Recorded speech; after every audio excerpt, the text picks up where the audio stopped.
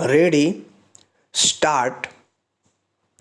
किसी भी हादसे का सबक यह होना चाहिए कि उस तरह के हालात और कारणों से बचने के हर उपाय किए जाएं ताकि वैसा दोबारा ना हो।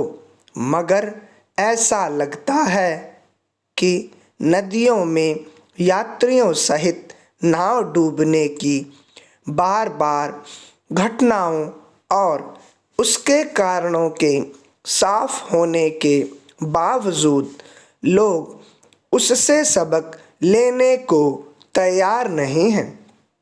गुजरात के वडोदरा में एक झील में नाव पलट जाने से 12 बच्चों और 2 शिक्षकों की डूबने से मौत की घटना ने एक बार फिर यही दर्शाया है कि लापरवाही कायम है और निर्दोष लोगों की जान जा रही है।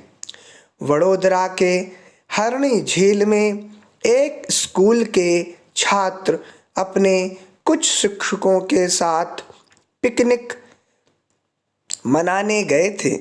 जाहिर है यह सैर सपाटा और अच्छा वक्त बिताने के लिए आपस में खुशी बांटने का मौका था, मगर इस क्रम में कई स्तर पर जितनी बड़ी लापरवाही बरती गई, उसमें खुशी मनाने का वह मौका एक मातम में बदल गया। गहरे पानी में नाव का संतुलन बिगड़ा और वह पलट गई, जिसमें 12 विद्यार्थी और 2 शिक्षक डूब गए, जबकि किसी तरह 18 छात्रों और 2 शिक्षकों को बचा लिया गया। पहला सवाल है कि जिस नाव की कुल क्षमता महज 16 लोगों की थी, उस पर करीब दोगुनी संख्या में लोगों को बिठाकर गहरे पानी में ले जाने की छूट किस आधार पर मिली हुई थी और इसकी अनदेखी कर ऐसा करने की इजाज़त किसने दी थी।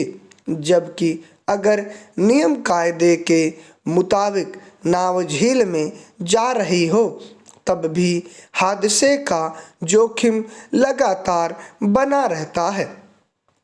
अंदाजा इससे लगाया जा सकता है कि नाव में सवार कुल 10 बच्चों को ही जीवन रक्षक जैकेट पहनाए गए थे। यह किस आधार पर मान लिया गया कि बाकी को इसकी ज़रूरत नहीं थी। ऐसी घटनाओं के बाद रस्म अदायगी में उच्च स्तरीय जांच और कार्रवाई आदि की घोषणा की जाती है। वह बड़ोदरा में हुए हादसे के बाद भी हुई।